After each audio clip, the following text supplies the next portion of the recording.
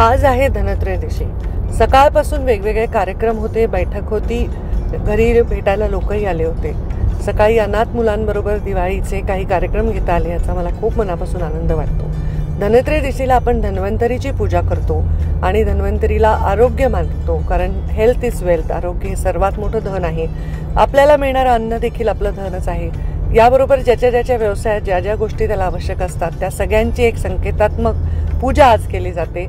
आपल्याकडे असणाऱ्या आभूषणांची देखील पूजा केली जाते। जे जे आपल्याला धन वाटतं त्या सगळ्यांची पूजा आज केली जाते। मी मनोभावे सर्व काम आटोपून रात्री येऊन ही पूजा केली। छान 13 दिवे देवाला अर्पण केले। आज 13 दिवे लावायचे असतात, एक दिवा यमाचा असतो आणि खूप छान पूजा झाली। खूप प्रसन्न वाटलं। कितीही दिवसभर कष्ट पडले तरी देवासमोर घालवलेले हे 10, 15, 20 मिनिटं आणि हे केलेलं पठण फार ऊर्जा देतं आणि खूप आनंद देतं।